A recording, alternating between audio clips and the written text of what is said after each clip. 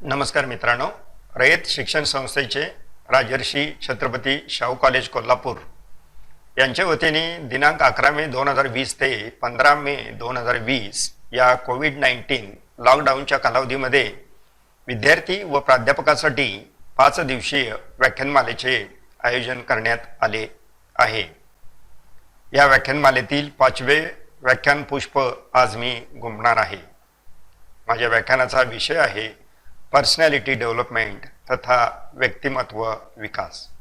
तर मित्रांनो, मी doctor V किल्लेदार, associate professor व विभाग प्रमुख भौतिकशास्त्र विभाग, आपले सर्वांचे या व्याख्यानमालेमध्ये सहर्ष स्वागत करतो।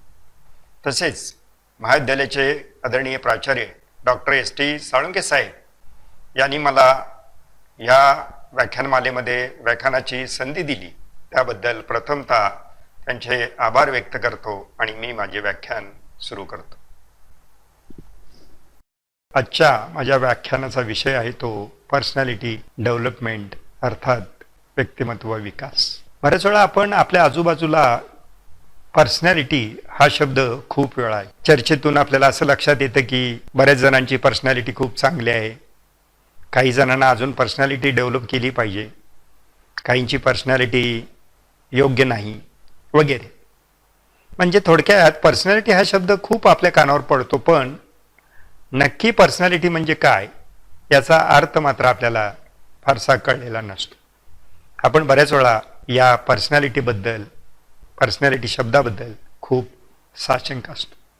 म्हणून आजच्या व्याख्यानासाठी मी पर्सनॅलिटी डेव्हलपमेंट हा विषय निवडलेला आहे। मित्रांनो, पर्सनॅलिटी या विषयाची माहिती घेण्याअगोदर पर्सनॅलिटी संदर्भातील काही कोटेशन मी आपणास सांगू इच्छितो।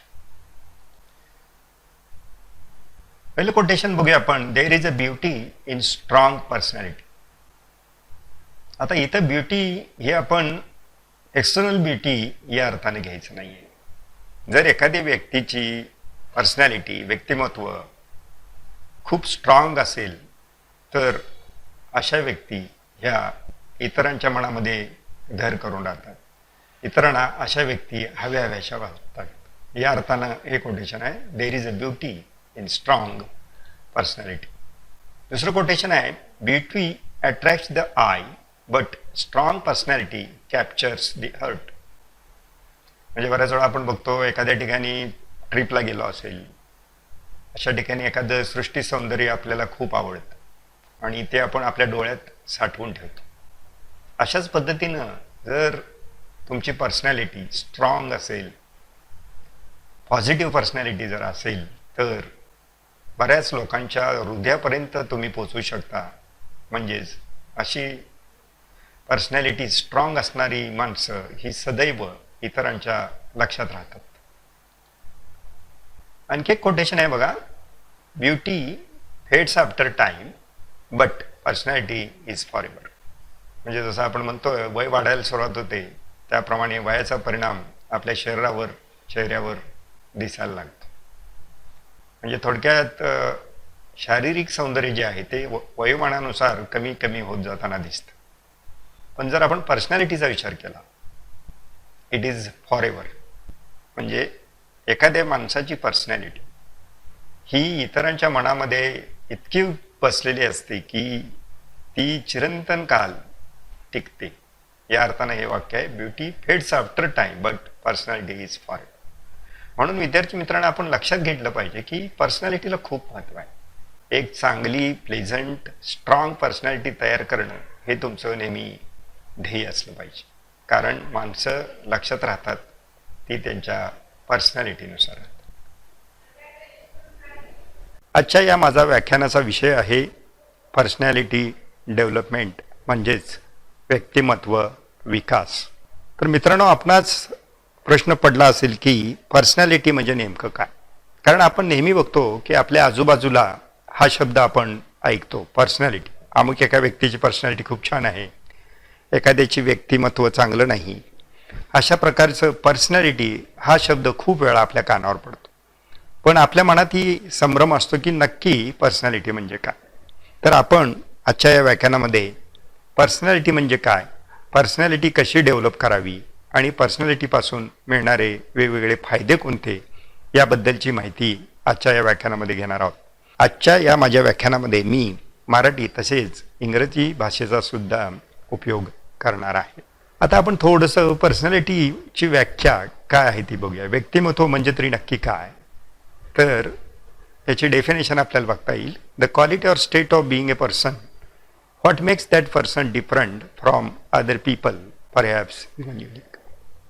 म्हणजे व्यक्तिमत्व ही एक अशी गोष्ट आहे की जी तुम्हाला इतरांच्यापासून वेगळी करते किंवा एक तुम्ही वेगळे व्यक्तिमत्वाचे व्यक्ती आहात हे त्याच्यामधून आपल्याला लक्षात येतं. किंवा चार माणसांच्या मध्ये तुम्ही उठून दिसता तुमच्या व्यक्तिमत्वामुळे. पर्सनॅलिटीचं एवढं महत्त्व काय आहे हाही प्रश्न तुम्हाला पडला असेल.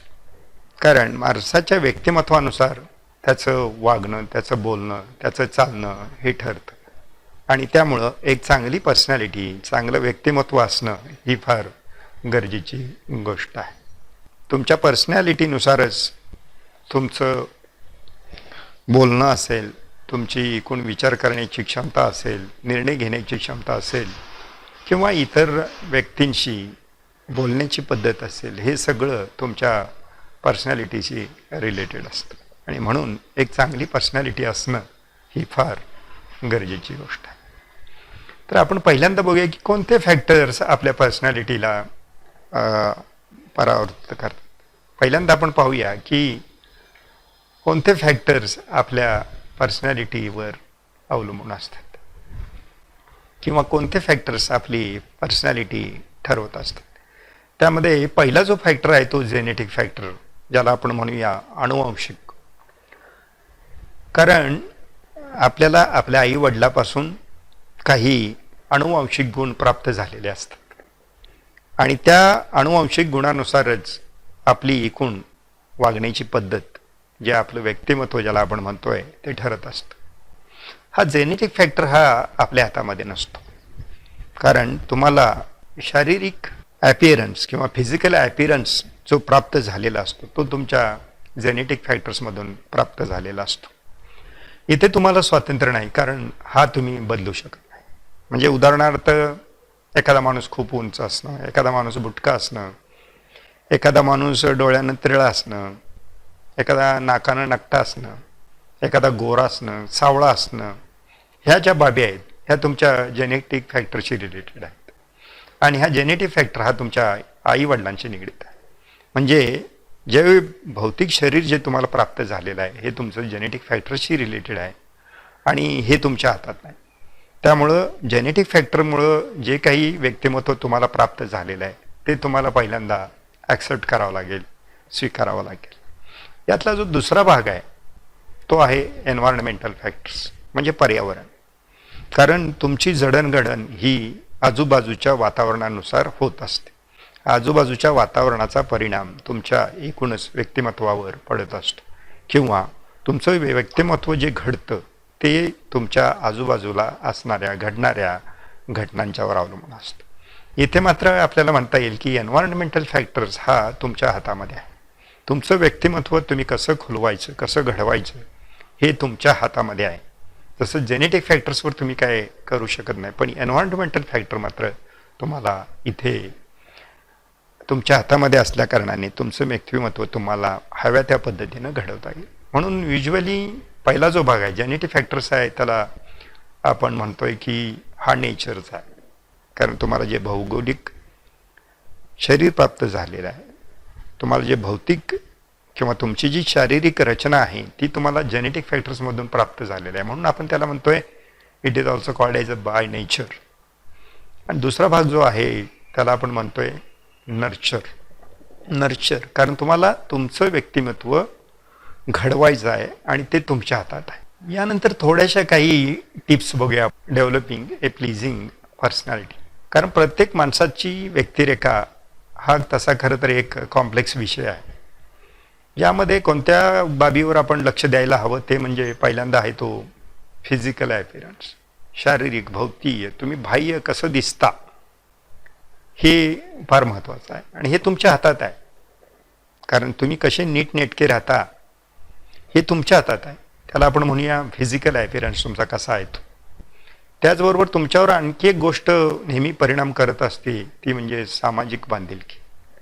कारण तुम्ही समाजात वावरत असताना तुम्हाला काही सामाजिक बंधनं स्वीकारावी लागतात आणि त्या बंधनानुसारच तुमची जी वागण्याची पद्धत आहे समाजामध्ये ती तुम्हाला ठरवावी लागते. म्हणजेच इनडायरेक्टली सामाजिक भान तुम्हाला असणं गरजेचं आहे, सामाजिक बांधिलकी तुम्हाला स्वीकारणं गरजेचं आहे आणि ही सामाजिक बांधिलकी नाही म्हटलं तरी तुमच्या व्यक्तिमत्वावर इनडायरेक्ट परिणाम करते. त्याचबरोबर तुमचा वैयक्तिक इतिहास काय आहे हे पण फार तितकंच महत्त्वाचं.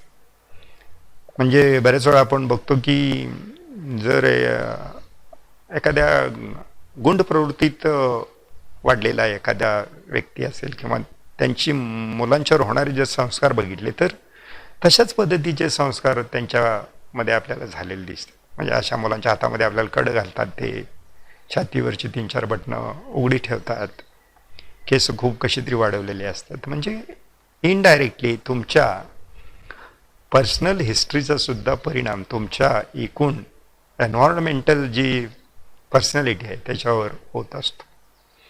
त्याचबरोबर तुम्हाला काही व्यक्तिमत्वामधील असणारे दोष हे सुद्धा तुमच्या पर्सनॅलिटीवर अफेक्ट्स करत असतात. म्हणजे काही जण चोचरे बोलतात, काहींचे उच्चार स्पष्ट नसतात, काहींना बोलताना मध्ये अडखळायची सवय, करून असं बोलतात. तर अशी जर काही तुमच्यामध्ये व्यक्तिमत्वात जर तुमच्या काही दोष असतील तर नाही म्हटलं तरी हे दोषसुद्धा एकूणच तुमच्या एन्व्हायरमेंटल जी पर्सनॅलिटी आहे, तुमचं व्यक्तिमत्व आहे त्याच्यावर परिणाम करतात. त्यामुळे या सगळ्या बाबींचा आपण विचार करणं पण गरजेचं आहे आणि या सगळ्या गोष्टीचं पण आपल्याला आपल्या व्यक्तिमत्व विकास करताना भान ठेवणं गरजेचं आहे. अजून एक गोष्ट आपल्याला इथे लक्षात घेतली पाहिजे, ती म्हणजे तुमची सेल्फ इमेज तुम्ही कशी तयार करता. कारण त्यावर खूप बरंच काही अवलंबून आहे. 2 प्रकारचे आपल्याला इथे सेल्फ इमेजेस आपल्याला लक्षात घ्यायला लागतील. त्यामध्ये पहिली जी आहे ती निगेटिव्ह सेल्फ इमेज. म्हणजे एखाद्या व्यक्तीची जर निगेटिव्ह सेल्फ इमेज असेल तर आपल्याला असं दिसतं की अशा व्यक्तीच्या ठिकाणी आत्मविश्वासाचा आपल्याला अभाव जाणवतो. अशी माणसं नेहमी स्वतःला इनसिक्युअर समजतात आणि नेहमी घाबरलेल्या स्वभावाचे असतात, लाजाळू असतात. अशा व्यक्तींना कधी एखादी आपल्या आयुष्यामध्ये जर चांगली गोष्ट घडली तर ती ते तेवढ्या पद्धतीनं ॲक्सेप्ट करत नाहीत किंवा जीवनाकडे बघण्याचा जो दृष्टिकोन आहे अशा व्यक्तींचा तो ब्रॉड असत नाही. म्हणजे थोडक्यात ही माणसं नेहमी लाजरी बुजरी अशाच पद्धतीची असतात.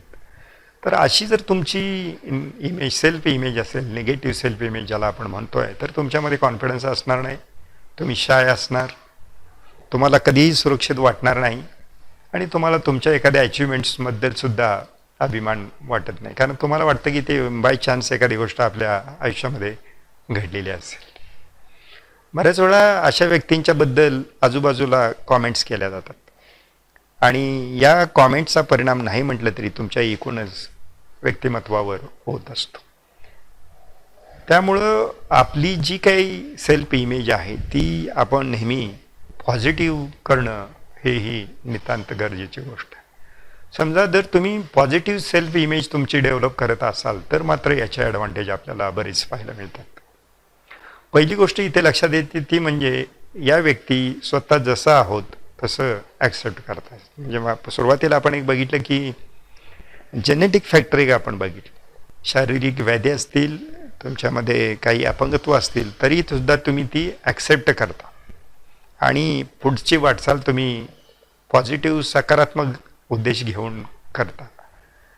तर हे पण फार महत्त्वाचं आहे, ॲक्सेप्ट ॲज इट इज. म्हणजे तुमच्याकडे जे काही जेनेटिक दृष्टीनं जी तुम्हाला व्यक्तिमत्व प्राप्त झालेलं आहे त्याच्याबद्दल रडत खुरडत बसण्यात काही पॉईंट नाही. जे मिळालेलं आहे, जे परमेश्वरानं तुम्हाला दिलेलं आहे ते आहे तसं ॲक्सेप्ट केलं पाहिजे. पण आपल्याला संधी जी आहे ती एन्व्हायरमेंटल फॅक्टर्समध्ये आपल्याला संधी आहे. आपलं व्यक्तिमत्व सदृढ करण्यासाठी, व्यक्तिमत्व खुलवण्यासाठी आपल्याला संधी आहे. अशी पॉझिटिव्ह सेल्फ इमेज असणारी व्यक्ती मात्र दुसऱ्यांना पण ॲक्सेप्ट करण्याची यांची मानसिकता असते आणि नेहमी हे सिक्युअर समजतात, स्वतःला सुरक्षित, आणि त्यांच्याकडे कॉन्फिडन्सचा कधी अभाव असत नाही. They are fully confident. आणि त्यांना आपण एखादी जर आपल्या लाईफमध्ये अचिव्हमेंट केली तर त्याचा सार्थ अभिमान असतो. तर ही जी लक्षणं आहेत, तर ही जी लक्षणं आहेत ही आपल्याला पॉझिटिव्ह सेल्फ इमेज असणाऱ्या व्यक्तींच्यामध्ये आढळून येतात. म्हणजे थोडक्यात आपल्या असं लक्षात येईल की तुम्हाला जर तुमचं व्यक्तिमत्व चांगलं करायचं असेल, स्ट्रॉंग करायचं असेल, तर तुमची पहिल्यांदा स्वतःची जी सेल्फ इमेज आहे ती तुम्ही पॉझिटिव्ह सेल्फ इमेज तयार करणं हे फार गरजेची गोष्ट आहे. थोड्या काही व्यक्तिमत्व असणाऱ्या वेगवेगळ्या व्यक्तिमत्वाच्या व्यक्ती असतात आणि ते कोणत्या आहेत ते थोडंसं आपण इथे बघूया. Let doctor Berne explore the attitude of people towards themselves and others. म्हणजे स्वतःविषयी आणि इतरांच्या विषयी माणसाची व्यक्तीची मतं कशी असतात हे डॉक्टर बर्नेनी समजून सांगितलं. त्यामध्ये पहिल्या प्रकारातल्या जर आपण व्यक्ती बघितल्या तर असं लक्षात येते की I am not okay, you are okay. I am not okay म्हणजे मी ठीक नाही आहे. म्हणजे हे थोडंसं आपल्याला असं लक्षात येईल की निगेटिव्ह सेल्फ इमेज जी आहे ती या माणसांच्यामध्ये अधिक आपल्याला स्ट्रॉंग झालेली दिसते. आणि ते दुसऱ्यांच्याबद्दल मात्र म्हणतात यू आर ओके. म्हणजे आपणही बऱ्याच वेळा बघतो की एखादी गोष्ट जर घडली तर ते काय म्हणतात, काय तुम्ही काय बाबा नशिबवान आहात, आमच्या बाबतीत कुठलं असलं घडतंय. म्हणजे साध्या साध्या गोष्टीत सुद्धा अशा व्यक्तींचं जे बोलणं असतं ते निराशवादी असतं. ते नेहमी कुठलीही गोष्ट सकारात्मक दृष्टीने घेताना आपल्याला आढळत नाहीत. ते नेहमी म्हणतात की मी दुर्दैवी आहे आणि तुम्ही सुदैवी आहात, तुमच्या आयुष्यामध्ये अनेक चांगल्या चांगल्या गोष्टी घडत आहेत, पण माझ्या आयुष्यामध्ये मात्र असं काही घडताना दिसत नाही. तर अशा प्रवृत्तीच्या ज्या व्यक्ती आहेत त्याला आपण म्हणतोय I am not okay, you are okay कॅटेगरीतल्या व्यक्ती आहेत, असं काय म्हणायला हरकत नाही. अशा व्यक्ती दुसऱ्यांना ॲक्सेप्ट करायला किंवा स्वतःलाही त्या आहेत त्या परिस्थितीमध्ये ॲक्सेप्ट करण्याची यांची मानसिकता असत नाही. अशा व्यक्तींच्यामध्ये नेहमी इन्फेरिटी कॉम्प्लेक्स आपल्याला आढळून येतो आणि हे इतरांच्यापासून दूर राहण्याचा नेहमी करतात. म्हणजे इतरांच्यामध्ये मिसळून राहणं, ग्रुपमध्ये राहणं, टीममध्ये राहणं हे अशा लोकांना फारसं जमत नाही. कारण अशा व्यक्ती नेहमी स्वतःला कमी समजत असतात आणि यांच्यामध्ये लॅक ऑफ कॉन्फिडन्स असतो आणि यामुळेच अशा व्यक्ती इतरांच्या फारशा जवळ जाण्याच्या फंदामध्ये पडत नाहीत. नेहमी यांचा नैराश्यवादी दृष्टिकोन असतो. म्हणजे यांच्या जर बोलण्यात आपण बघितलं नेहमी तर ते नैराश्यवादी बोलणं आपल्याला फार जाणवतं आणि या व्यक्तींना नेहमी दुसऱ्यांच्या सपोर्टची गरज असते. म्हणजेच हे स्वतः कॉन्फिडंट असत नाहीत की आपण एखादी गोष्ट करू शकू नाही करू शकू. यांना इतरांच्या मदतीशिवाय नेहमी पुढे जाता येत नाही. म्हणजे एखादी बारीक सारीक जरी छोटं जरी काम करायचं असलं तर ते मित्राला म्हणणार चल माझ्याबरोबर येतोस का तेवढं काम करून घ्या. तर थोडक्यात या व्यक्तींच्यामध्ये लॅक ऑफ कॉन्फिडन्स आपल्याला जाणवतो. यांच्यामध्ये अचानक निगेटिव्ह विचारांचा स्ट्रोक येण्याची शक्यता खूप मोठी असते. दुसऱ्या प्रकारच्या ॲटिट्यूड असणाऱ्या ज्या व्यक्ती आहेत त्या या प्रकारात येतात. I am not okay, you are not okay. म्हणजे यांना स्वतःमध्ये चांगले गुण कधी दिसत नाहीत आणि दुसऱ्यांच्यामध्येही चांगले गुण दिसत नाहीत. म्हणजे ही नेहमी लुझर कॅटेगरीतली माणसं असतात.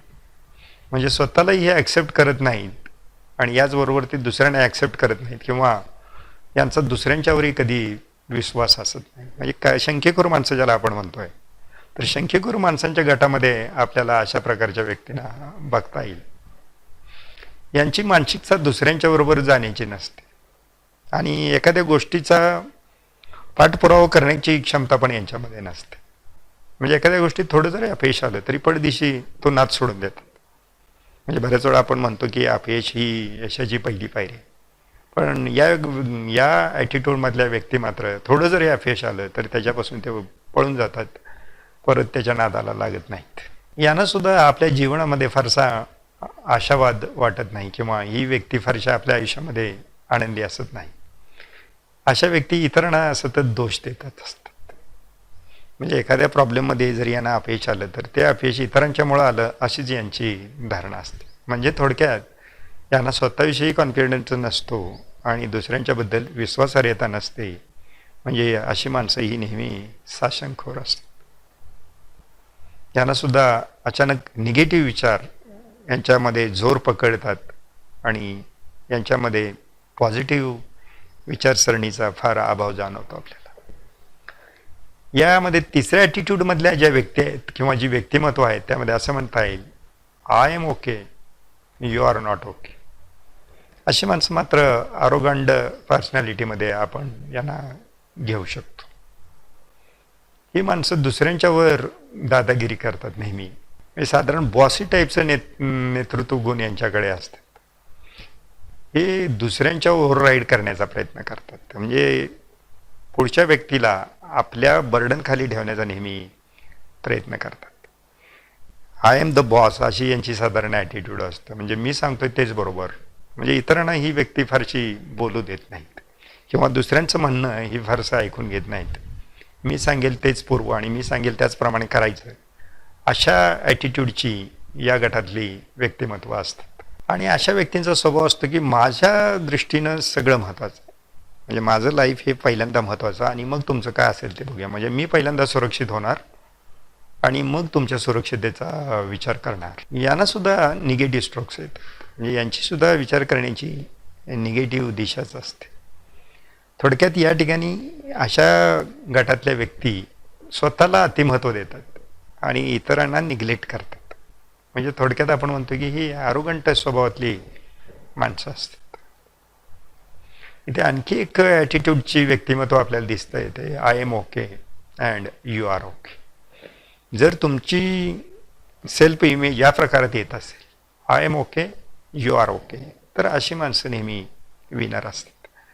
म्हणून तुमचं व्यक्तिमत्व घडत असताना मी तुम्हाला आता 4 प्रकारातल्या व्यक्तिमत्वांच्या बाजू सांगितल्या.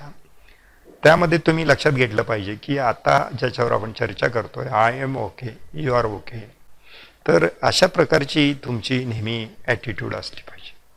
अशी माणसं स्वतःला तर ॲक्सेप्ट करतातच, म्हणजे जसं असेल तसं आपल्यातल्या गुण दोषासह ॲक्सेप्ट करतातच, पण इतरांना सुद्धा, आपल्या बरोबरांच्या सहकार्यांना सुद्धा ते आहे त्या परिस्थितीमध्ये ॲक्सेप्ट करून घेतात. इतरांच्या बरोबर जाण्याची यांची मानसिकता असते. म्युच्युअल रिस्पेक्ट असतो. दुसऱ्यांना समजून घेण्याची क्षमता या व्यक्तींच्यामध्ये असते.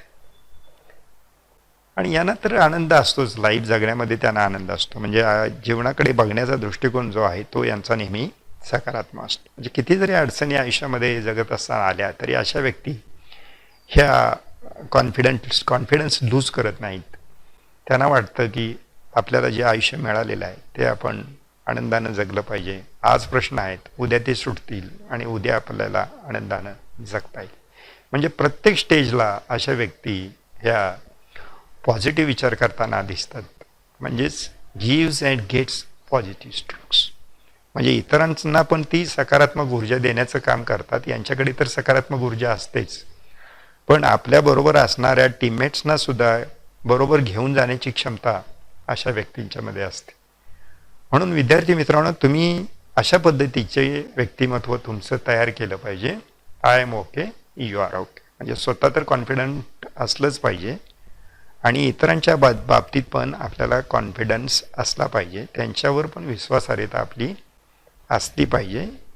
थोडक्यात इतरांच्या बरोबर जाण्याची मानसिकता किंवा आपल्याबरोबर इतरांना घेऊन जाण्याची मानसिकता असली पाहिजे. म्हणून तुमचं व्यक्तिमत्व जे आहे ते तुम्ही या पद्धतीमध्ये तयार केलं पाहिजे.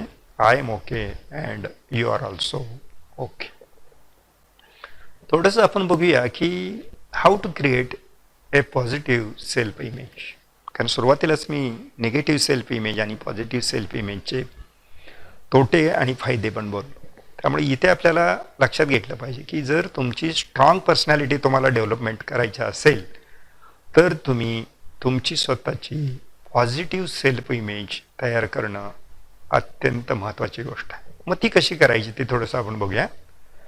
तर पहिली गोष्ट तुम्हाला करायला हवी ती म्हणजे तुम्ही बिलीव्ह इन युअर्स. म्हणजे आपली तुलना इतरांशी करायची नाही. कारण आपण बघतो काही व्यक्तींच्यामध्ये झेलसी प्रवृत्ती असते. म्हणजे एखादी गोष्ट किंवा एखाद्याला एका ठराविक गोष्टीमध्ये यश मिळालं तर हे दुःखी होतात. म्हणजे आपल्या शेजाऱ्यांचा एखादा मुलगा समजा बोर्डाच्या परीक्षेमध्ये प्रथम आला तर या काही व्यक्तींना असं वाटतं की आपला मुलगा का आला नाही. म्हणजे थोडंसं ते पॉझिटिव्ह सेन्सनं ते घेत नाहीत.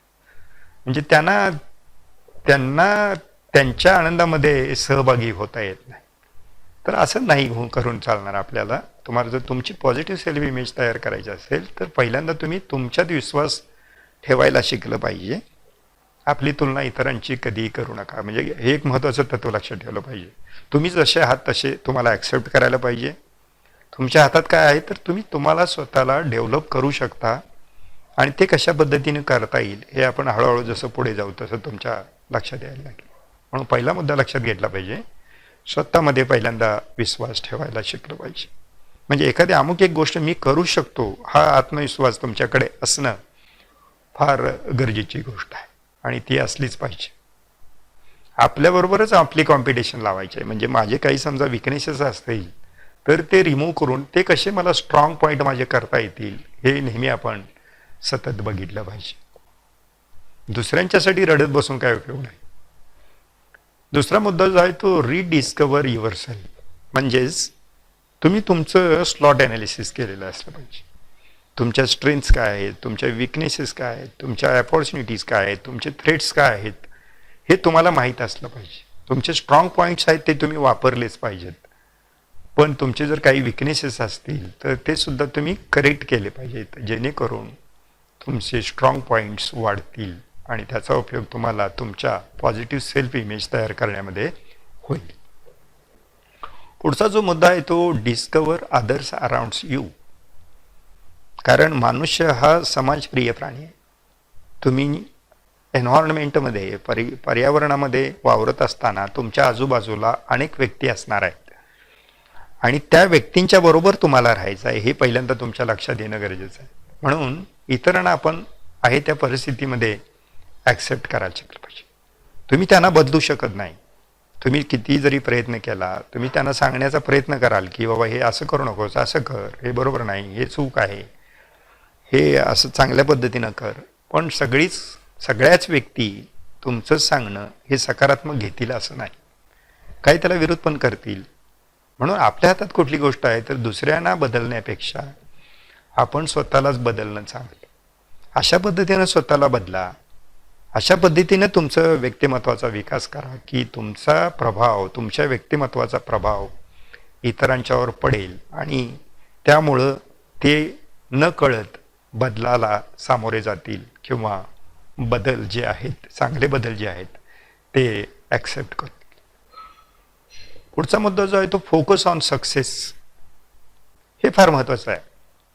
कारण बऱ्याच वेळा आपण बघतो की कोणतीही नवीन जबाबदारी घेतल्यानंतर पहिल्याच प्रयत्नात यश येईल असं नाही किंवा आयुष्यात सगळ्याच गोष्टीत तुम्हाला 100% यश प्राप्त होईल असं नाही. आयुष्यामध्ये अनेक गोष्टी अशा असतील की जिथे तुम्हाला फेल्युअर पण येईल. पण फेल्युअर आलं म्हणून त्याच्यावर रडत बसण्यात काही पॉईंट नाही.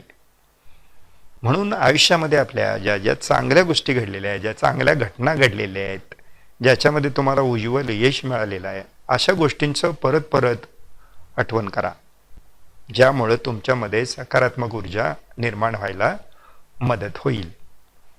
कारण आपल्याला माहिती आहे की अपयश ही यशाची पहिली पायरी आहे.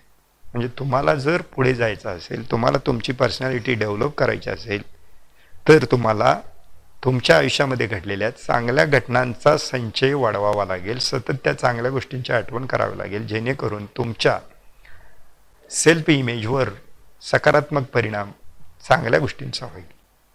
म्हणून ज्या काही अपयशाच्या बाबी असतील, ज्या काही दुःखाच्या गोष्टी असतील त्या तुम्ही थोड्याशा बाजूला ठेवण्याचा प्रयत्न केला पाहिजे.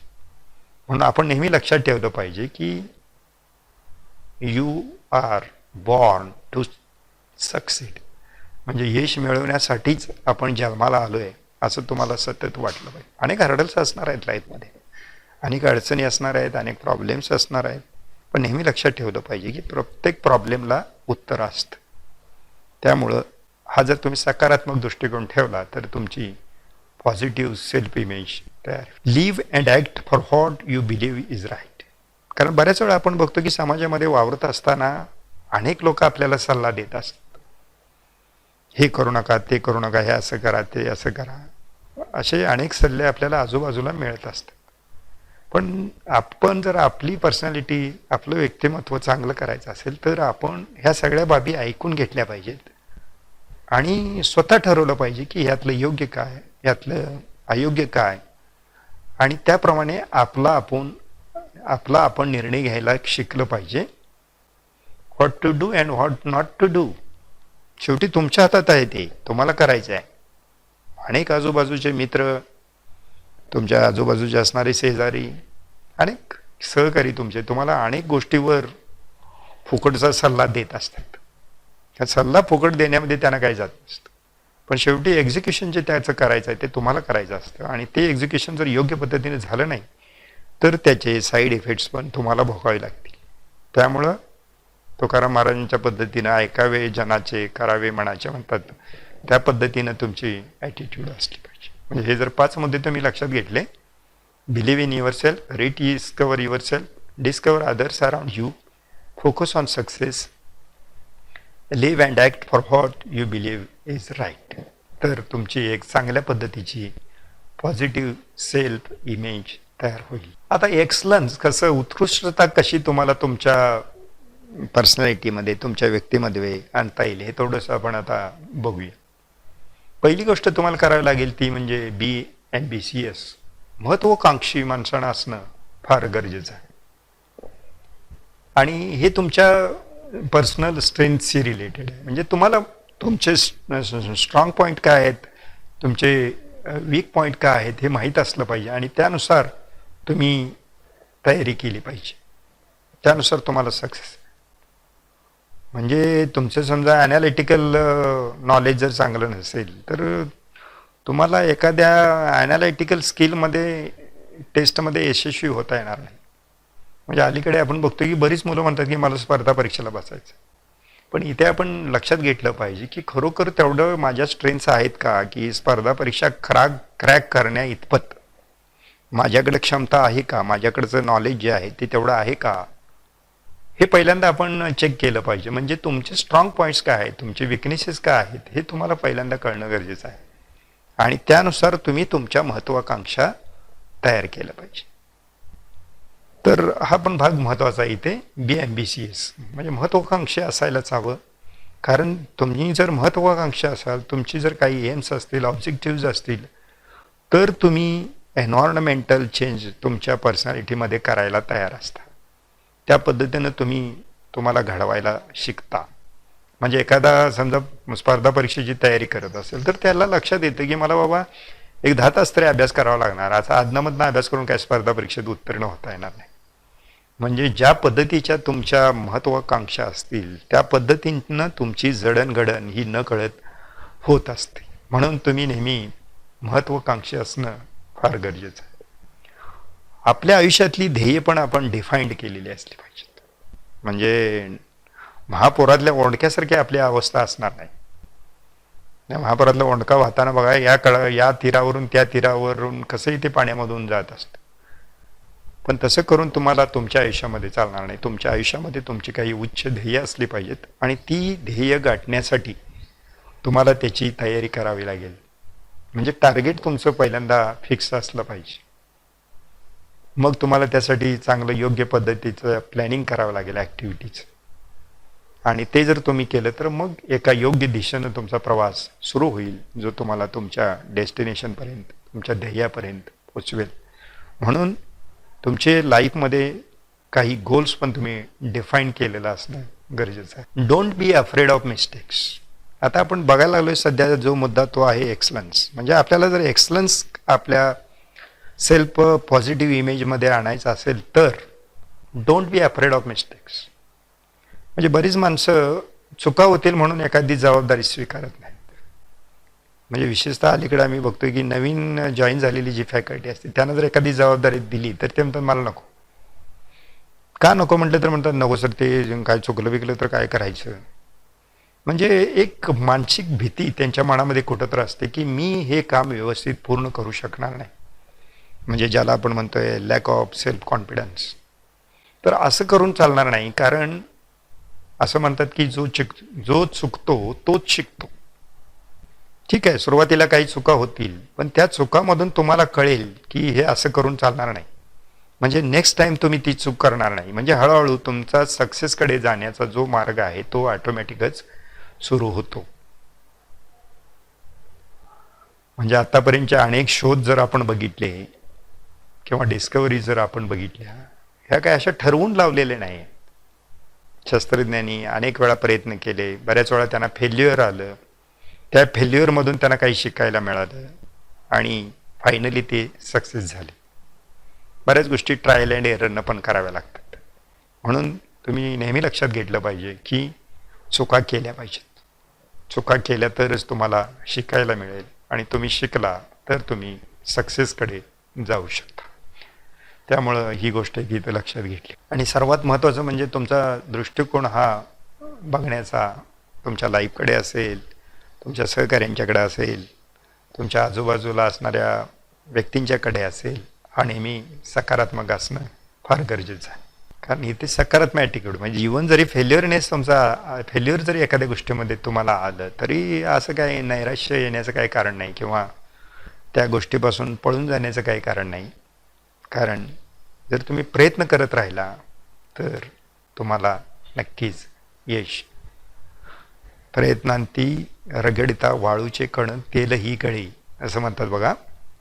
त्यामुळं प्रयत्न करत राहिलं पाहिजे नेहमी. मुंग्यांच्याकडे बघितलं पाहिजे तुम्ही. मुंग्यांचं उदाहरण फार चांगलं आहे. म्हणजे भिंतीवर एखाद्या जर मुंग्या चढत असतील तर सुरुवातीला त्या खूप वेळा पडतात खाली, पण त्या खाली पडल्या म्हणून तो मार्ग सोडत नाहीत, परत आणि चढतात आणि मग नंतर आपल्या असं लक्षात येते की खूप छानपैकी रांग भिंतीवरून एका मागोमाग एक मुंग्यांची चाललेली आपल्याला दिसते. तर अशा प्रकारचा सकारात्मक दृष्टिकोन आपल्यामध्ये असणं गरजेचं आहे. अजून एक महत्त्वाची गोष्ट आहे ती म्हणजे चिकाटी. म्हणजे तुम्हाला जर एक्सलन्स मिळवायचा असेल, तुम्हाला जर तुमची पर्सनॅलिटी एक्सलंट करायची असेल तर तुमच्याकडं चिकाटी हा एक गुण असणं गरजेचं आहे. म्हणजे तुम्ही तुमच्या आयुष्यामध्ये जे गोल सेट केलेले असतील, ज्या तुमच्या महत्त्वाकांक्षा असतील, म्हणजे एखाद्याने समजा ठरवलं मला PSI व्हायचं आहे ना, होणार तुम्ही, पण त्यासाठी आवश्यक असणाऱ्या बाबी तुम्हाला कराव्या लागतील. आणि त्यातली पहिली गोष्ट आहे ती म्हणजे चिकाटीनं अभ्यास करणं. 12-12 तास 14-14 तास चिकाटीनं अभ्यास करावा लागेल. कदाचित पहिल्या 2-3 परीक्षा अटेम्प्टमध्ये तुम्ही पास पण होणार नाही, म्हणून काही नाराज होण्याची गरज नाही. परत जर तुम्ही सतत प्रयत्न केला, पहिल्या परीक्षामधून तुम्हाला काही शिकायला मिळेल. ज्या चुका तुमच्या पहिल्या परीक्षामध्ये झाल्या त्या जर तुम्ही टाळल्या तर नक्कीच तुम्हाला यश पुढच्या परीक्षांच्यामध्ये येणार आहे. म्हणून म्हटलं पाहिजे किंवा लक्षात ठेवलं पाहिजे, failures are stepping stones to the success. म्हणजे अपयश हीच यशाची गुरुकिल्ली आहे. अजून एक चांगल्या पर्सनॅलिटीसाठी आवश्यक बाब आहे ती म्हणजे क्रिएटिव्ह पॉवर. क्रिएटिव्ह तुम्ही असलं पाहिजे. कारण तुम्ही तुमच्या लाईफमध्ये, तुमच्या आयुष्यामध्ये सगळ्याच गोष्टी काही तुमच्या इच्छेखातर इच्छेनुसार होतील असं नाही. अनेक वेळा अनेक प्रॉब्लेम तुम्हाला फेस करावे लागतील आणि ह्या सगळ्या प्रॉब्लेमवर, प्रश्नांच्यावर जर तुम्हाला मात करायचं असेल तर तुमच्याकडं क्रिएटिव्ह पॉवर असणं ही फार गरजेची गोष्ट आहे. बघा, creativity is about doing ordinary task in an extraordinary manner. म्हणजे क्रिएटिव्हिटीची डेफिनेशन, साधं काम जरी असलं तर ते अत्यंत एक्स्ट्रा ऑर्डिनरी पद्धतीनं करणं, यालाच आपण म्हणतोय क्रिएटिव्ह. त्यात म्हणजे जर तुम्हाला क्रिएटिव्ह पॉवर तुमची एन्हान्स करायची असेल, चांगली करायची असेल तर पहिली गोष्ट तुम्ही केली पाहिजे ती म्हणजे बी क्युरियस. म्हणजे आपल्याला प्रश्न विचारता आले पाहिजेत. विद्यार्थी मित्रांनो, आपण बघतो वर्गात की सरांचं शिकवून झाल्यावर सर नेहमी 1-2 प्रश्न विचारतात. ती उत्तर मुलांना व्यवस्थित देता येत नाहीत किंवा सरांना कोण प्रश्न विचारत नाही. एखादा टॉपिक समजा शिकवून झाला तर अशी किती मुलं आपल्याला वर्गात सापडतात की जी सरांना प्रश्न विचारतात. मला आठवतं की एक सुद्धा विद्यार्थी असा फारसा कधी प्रश्न विचार. याचा अर्थच काय? We are not curious. म्हणून माणसाने नेहमी क्युरियासिटी असली पाहिजे. प्रत्येक गोष्टीत क्युरियासिटी असली पाहिजे, कारण क्युरियासिटीमुळून अनेक गोष्टी तुम्हाला शिकायला मिळतात. त्यामुळं बी क्युरियस. दुसरा मुद्दा आहे बी ओपन टू चेंज. तुमची मानसिकता आहे का? नवीन जे आजूबाजूला आपल्या घडतंय हे सगळं आपण स्वीकारायला तयार आहोत का? म्हणजे आता आपण बघतोय की लॉकडाऊन पिरियड चालू आहे आणि लॉकडाऊन पिरियडमध्ये अनेक गोष्टी ह्या ऑनलाईन पद्धतीनं महाविद्यालय राबवताना दिसते. म्हणजे बऱ्याच शिक्षकांनी तुम्हाला ऑनलाईन टेस्ट दिल्या असतील, ऑनलाईन पद्धतीनं तुम्हाला स्टडी मटेरियल पाठवलेलं असेल, किंवा काही कोर्सेस तुम्हाला ऑनलाईन पद्धतीनं करायला सांगितलेले असतील, काही वेबिनार करण्यासंदर्भात तुम्हाला नोटिसेस पाठवलेले असतील. म्हणजे कोरोना-19 हा विषाणू आल्यामुळे सर्वांना घरीच थांबावं लागतंय आणि मग अशा परिस्थितीमध्ये आपण गप्पच बसायचं का हातपाय गाळून? नाही. म्हणजे आपल्याला आपल्या रेग्युलर रुटीन वर्कमध्ये बदल करणं आवश्यक आहे. मग तो आपण ॲक्सेप्ट केला पाहिजे. म्हणजे ऑनलाईन टेस्ट पाठवायची असेल, एखादा व्हिडिओ तयार करायचा असेल, तर त्याच्यासाठी असणारं टेक्नॉलॉजिकल जे नॉलेज आहे ते आपण घ्यायला लागेल. म्हणजे आपल्याला रोज खडूफळा वापरतो म्हणून चालणार नाही. आता खडूफळा वापरता येत नाही, तुम्हाला आता ऑनलाईन पद्धत वापरायची आहे. म्हणजे तुम्हाला टेक्नॉलॉजी वापरता आली पाहिजे. तुम्ही टेक्नोसाहेबी व्हायला पाहिजे. कारण it is the demand of the time. म्हणजे त्यानुसार तुम्हाला बदलणं गरजेचं आहे, तुम्हाला घडणं गरजेचं आहे. म्हणजेच तुमच्या पर्सनॅलिटीमध्ये हा मुद्दा पण अत्यंत महत्त्वाचा आहे. तुम्ही तुमच्यामध्ये बदल करता का? म्हणजे तुमच्या आजूबाजूला ज्या पद्धतीचे बदल घडत आहेत एन्व्हायरमेंटमध्ये, ते बदल तुम्ही ॲक्सेप्ट करताय का? आणि त्या बदलानुसार तुम्ही तुम्हाला चेंज करताय का? हा पण अत्यंत महत्त्वाचा भाग आहे. कारण आतापर्यंत जे आपण सगळे मुद्दे चर्चेमध्ये घेतोय ते सगळे आपण एन्व्हायरमेंटल फॅक्टरशी रिलेटेड बोलतोय. कारण जेनेटिक फॅक्टर्स याच्यामध्ये आपल्याला स्वातंत्र्य नाही, पण एन्व्हायरमेंटल फॅक्टरचा जर आपण विचार केला तर नक्कीच आपल्याला इथे स्वातंत्र्य आहे. आणि त्यामुळं आपण आपल्यामध्ये बदल केला पाहिजे. Be open to change. त्यामुळं ही गोष्ट आपण चांगली समजून घेतली पाहिजे. Be prepare to learn. म्हणजे नवीन नवीन गोष्टी ज्या येत आहेत त्या आपण शिकून घेतल्या पाहिजेत. म्हणजे आज आपण बघतोय की टीचिंग लर्निंग प्रोसेसमध्ये मोबाईल ॲप्लिकेशन्स अनेक आपण याच्यामध्ये वापरतोय. आज आपण बघतोय की झूमच्या साहाय्यानं आपण झूम ॲप्लिकेशनच्या साहाय्यानं आपण सध्या मीटिंग्ज असतील किंवा वर्क फ्रॉम होम जे आहे, विद्यार्थ्यांना टीचिंग असेल, ते आपण या सॉफ्टवेअरच्या माध्यमातून करतो. म्हणजे नवीन नवीन ज्या गोष्टी आपल्याला आवश्यक आहेत त्या पण शिकायची आपली मानसिकता असणं फार गरजेचं आहे. Be prepare to learn. आणि मी तर असं म्हणेन की learning is a ever ending process. म्हणजे माणूस जन्माला आल्यापासून माणूस मरेपर्यंत हा सतत काही ना काहीतरी शिकत असतो.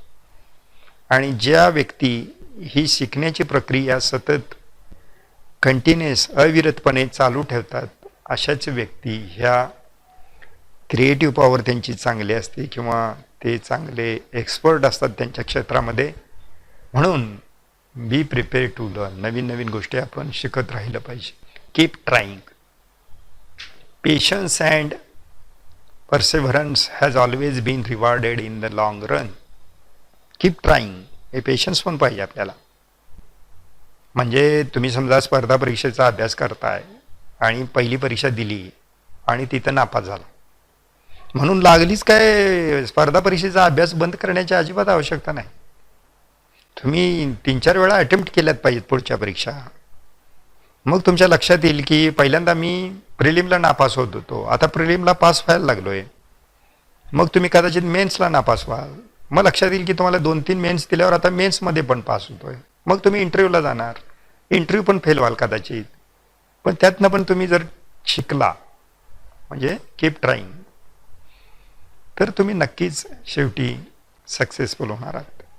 म्हणजे एखाद्या गोष्टीला चिकटून राहण्याची जी मानसिकता आहे ती तुमच्याकडं असणं फार गरजेचं आहे.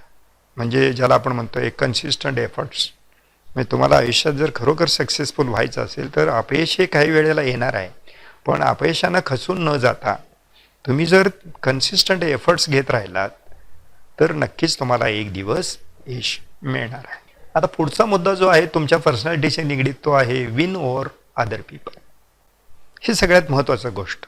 कारण तुमची पर्सनॅलिटी अशी पाहिजे की तुम्ही दुसऱ्यांच्यावर राज्य करू शकला पाहिजे, तुम्ही दुसऱ्यांच्या हृदयामध्ये स्थानापन्न झाला पाहिजे, अशी तुमची पर्सनॅलिटी पाहिजे. म्हणून अल्टिमेट गोल जो आहे पर्सनॅलिटीचा, चांगल्या पर्सनॅलिटीचा, उत्तम पर्सनॅलिटीचा, तो आहे विन ओव्हर अदर पीपल. तर यासाठी तुम्हाला काय करावं लागेल? Accept others as they are. कारण व्यक्ती तितक्या प्रकृती असं आपण नेहमी म्हणतो. प्रत्येक माणसाकडे चांगले पण गुण असतात, वाईट पण गुण असतात. प्रत्येकाकडे काही चांगली कौशल्य असतात, म्हणजे प्रत्येकाकडे काहीतरी स्किल असतं. तर हे तुम्हाला हेरता आलं पाहिजे आणि त्याचा उपयोग करून घेता आला पाहिजे. Every one is different, no two human being are alike. हे सगळ्याच व्यक्ती काय सारख्या असत नाहीत, हाताची बोटं काय 5 सारखी असत नाहीत.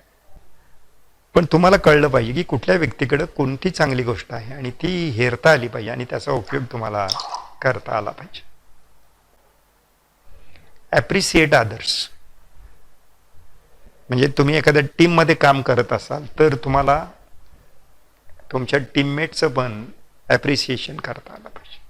कारण बऱ्याच वेळा आता अलीकडे आपण बघतोय की इंडस्ट्रीमध्ये किंवा IT क्षेत्रामध्ये टीमवर्कमध्ये काम चालतं आणि प्रत्येक टीम मेंबरला एक ठराविक जबाबदारी दिलेली असते आणि त्या जबाबदारी प्रत्येकानं जर आपली जबाबदारी व्यवस्थित पार पाडली तर एकूणच त्या टीमचा जो परफॉर्मन्स असतो किंवा त्या प्रोजेक्टचं जे यश असतं ते त्या इंडिव्हिज्युअल एफर्ट्सवर अवलंबून असतं. म्हणून तुमच्या आजूबाजूला असणाऱ्या व्यक्ती जर काही चांगलं काम करत असतील तर त्यांना तुम्ही शाबासकी दिली पाहिजे, त्यांना ॲप्रिशिएट केलं पाहिजे, त्यांना मोटिवेट केलं पाहिजे. आणि असं जर तुम्ही करत असाल तुमच्या टीममेटच्या बाबत तर त्यांना आणखी हुरूप येतो आणि ते आणखी जोरानं फुल स्विंगनं काम करायला लागतात, पूर्ण शक्तीनिशी काम करायला लागतात, जेणेकरून तुमच्या टीमचं जे यश आहे ते अधिक उंचावलं जातं. म्हणून दुसऱ्यांना ॲक्सेप्ट करायला शिकलं. जे चांगलं आहे ते आपण नेहमीच ॲक्सेप्ट केलं पाहिजे, त्याला दाद दिली पाहिजे. It is must. Avoid open criticism. म्हणजे चांगल्या गोष्टी तर आपण स्वीकारल्याच पाहिजेत, चांगल्या गोष्टी ॲप्रिशिएट केल्या पाहिजेत, पण काही वेळा एखाद्याकडून चूक घडते तर अशा वेळी क्रिटिसाइज करायचं नाही. 4 माणसात तर क्रिटिसाइज अजिबात करू नये. वैयक्तिक लेवलला गायडन्स करणं ही गोष्ट थोडीशी वेगळी आहे. पण जर तुम्ही 4 माणसामध्ये जर त्या व्यक्तीला क्रिटिसाइज करत असाल तर अशा व्यक्तींच्यामध्ये डिप्रेशन येण्याची भीती असते किंवा त्यांना फ्रस्ट्रेशन येतं. म्हणजे काय काय माणसं आत्महत्या करण्यापर्यंत सुद्धा त्यांची मजल जाते. म्हणून नेहमी अव्हॉइड ओपन क्रिटिसिझम. ह्या तुमच्या पर्सनॅलिटीच्या कॅरेक्टरिस्टिक्स आहेत असं म्हटलं तरी काय ते मला वाटतं चुकीचं नाही. कारण चांगली पर्सनॅलिटी म्हणजे चांगली लिडरशिप, आणि तुम्हाला जर चांगली लिडरशिप करायची असेल तर तुम्हाला इतरांची मनं पण जिंकता आली पाहिजेत. आणि ती जर जिंकायची असतील तर आता जे मी मुद्दे बोलतोय ते महत्त्वाचे आहेत. Accept others as they are, appreciate others, avoid open criticism, listen carefully. हा पण फार महत्त्वाचा तुमच्या पर्सनॅलिटीमधला भाग आहे. कारण तुम्ही ज्यावेळी फॉर एक्झाम्पल एखाद्या मीटिंगमध्ये असाल तर तिथे जे काय अगोदर मुद्दे मांडले जात आहेत ते पहिल्यांदा व्यवस्थित ऐकून घेतले पाहिजे आणि मग तुम्हाला जर त्याच्यावर काही आर्ग्युमेंट करायचं असेल तर ते केलं पाहिजे. पण एखादा मुद्दा समजून घ्यायच्या अगोदरच आपण जर आपलं चुकीचं मत त्या ठिकाणी मांडत असू तर मात्र तुम्ही क्रिटिसाइज होणार. म्हणून ही गोष्ट एक नेहमी लक्षात घेतली पाहिजे की लिसन केअरफुल आणि अटेंटिव्ह असलं पाहिजे. इंटरेस्ट घेऊन ऐकलं पाहिजे. म्हणजे समजा एखाद्या महत्त्वाच्या मीटिंगसाठी तुम्हाला बोलवलेलं असेल, त्या मीटिंगचे जे कोण अध्यक्ष असतील, चेअरमन असतील, ते काही मार्गदर्शन समजा करायला लागलेले आहेत तर ते तुम्ही व्यवस्थित ऐकून घेणं फार गरजेचं आहे. म्हणजे तुम्ही जर एखाद्या मीटिंगमध्ये सहभागी होत असाल आणि ती महत्त्वाची मीटिंग असेल, त्या ठिकाणी चेअरमन असतील, प्रेसिडेंट्स असतील, ते जर तुम्हाला मार्गदर्शन करत असतील तर तुमची पहिली महत्त्वाची जबाबदारी आहे ती म्हणजे सर्व काही शांतपणे ऐकून घेतलं पाहिजे, पूर्ण अटेंटिव्ह असलं पाहिजे, इंटरेस्ट घेऊन ते ऐकलं पाहिजे. नाहीतर मीटिंगला गेलाय आणि तुम्ही तुमचा मोबाईल काढताय, मध्येच व्हॉट्सअप काढून बघताय, मध्येच कोणाचा तरी मेसेज आलेला बघताय आणि मधनंच तुम्ही उठताय आणि काहीतरी प्रश्न विचारताय. असं हे काय तुमच्या चांगल्या पर्सनॅलिटीचं हे लक्षण नाही. म्हणून एक जर रुबाबदार, डायनॅमिक, स्ट्रॉंग पर्सनॅलिटी जर तुम्हाला तयार करायची असेल तर काही कॅरेक्टरिस्टिक्स सुद्धा तुम्हाला चांगल्या कराव्या लागतील. Be friendly with others. म्हणजे तुम्ही इतरांना पण मदत केली पाहिजे आणि इतरांचा कॉन्फिडन्स वाढवण्यासाठी पण धडपडलं पाहिजे. म्हणजे कारण तुमचे सहकारी आजूबाजूला असतील, सगळ्यांनाच सारख्या पद्धतीनं सर्व गोष्टी जमतील असं नाही. काही एक्सपर्ट असतील, काही शिकत असतील, काही नवीन असतील.